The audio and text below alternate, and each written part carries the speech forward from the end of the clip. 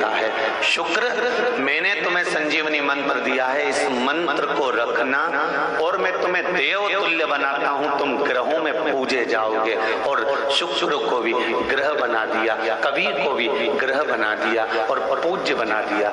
ध्यान दीजिएगा, महामृत्युंजय मंत्र का क्यों जाप करते हैं? कितने लोग करते हैं? जरा हाथ उठाओ।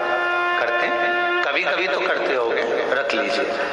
महामृत्युंजय मंत्र का यदि आप जाप करते हो और आपको मालूम पड़ गया कि शरीर में मुझे ये रोग हो गया है, मुझे शुगर हो गया है, मुझे बीपी हो गया है, मेरा ब्लड प्रेशर ऊंचा नीचा रह रहा है, कोई भयंकर रोग, मेरे रिश्तेदार को कोई कैंसर जैसा रोग हो गया, किसी को कोई थायराइड हो गया, किसी को कोई किडनी और लीवर में सूजन हो गई, किसी को कहीं किडनी और लीवर में तकलीफ हो गई, तो शिव महापुराण की कथा कहती है, नवग्रह शिव महापुराण की कथा कहती है कि बेलपत्री के वृक्ष के नीचे महामृत्युंजय मंत्र का जाप जो शुक्रवार की शुक्रवार घी का दिया लगा कर करता है, उसके रोग बाबा देवाधिदेव महादेव समाप्त करते चले जाते हैं। ये संजीवनी मंत्र शुक्रवार के दिन भगवान शंकर को शुक्र को दिया था, इसलिए उसकी प्रधानता है। अपनी माता जी को निला रहे हो और माथा भी ठोकते जा रहे हो। हमारे यहाँ ये शास्त्र नहीं कहता। विद्वान ब्राह्मण कहते हैं, जिन्होंने वेद पुराण शास्त्रों का अध्ययन किया है, ऐसे भू देवता इस भूमंडल के कहते हैं, भगवान का अभिषेक करते समय जल की धार धीरे धीरे चलना चाहिए।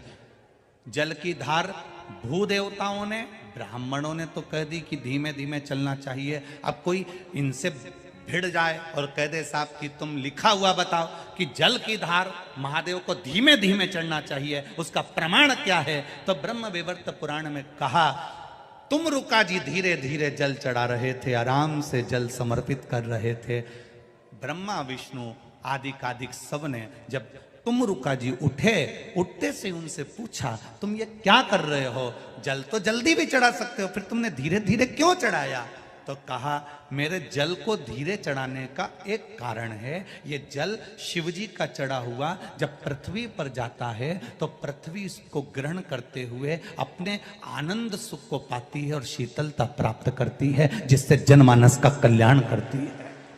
अब ब्रह्मा जी के प्रश्न का संशय मिट गया, भगवान विष्णु के प्रश्न का संशय मिट गया, अब इंद्र के प्रश्न का संशय मिट गया कि पृथ्वी को बार बार भगवान को अवतार लेने की जरूरत नहीं पड़ेगी, भगवान को बार बार पृथ्वी पर आने की जरूरत नहीं पड़ेगी। अगर संसार के लोग, पृथ्वी पर रहने वाला एक एक बच्चा शंकर के मंदिर में एक लोटा पानी चढ़ाना चालू कर दे तो पृथ्वी भी अपना खजाना खोलना चालू। हमारी पूरी जिंदगी निकल जाती है, हम दुनिया के दोष को मिटाना चाहते हैं। ये ऐसा है,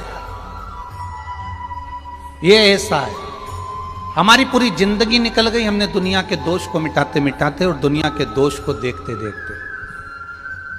जिस दिन हमारी स्वयं की जिंदगी अपने दोष को मिटाने के लिए, अपना दोष देखने के लिए निकलने पड़ी, ये जिंदगी अपना दोष मिटाने में लग जाए तो समझ लेना कि फिर जन्म नहीं होने वाला, अब ये अंतिम जन्म है और पत्र भगवान शिव की कृपा।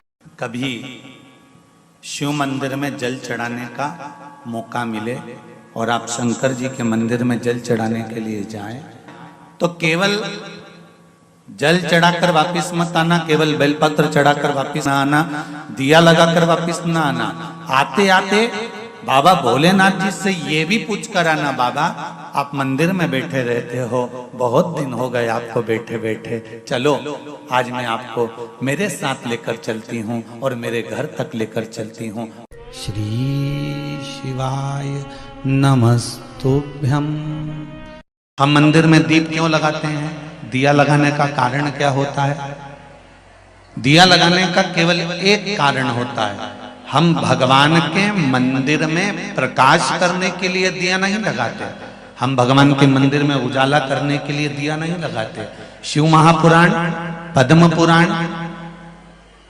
और हमारा शास्त्र वर्णन करता है कि हम जब भगवान के मंदिर में दिया लगाते हैं, दीप प्रज्वलित करते हैं, तो दिया परमात्मा के लिए नहीं लगाते। जब हम दीप प्रज्वलित करते हैं तो जैसे ही मंदिर में प्रकाश होता है, वैसे ही हमारी जिंदगी में चारों तरफ प्रकाश होना प्रारंभ हो जाता है।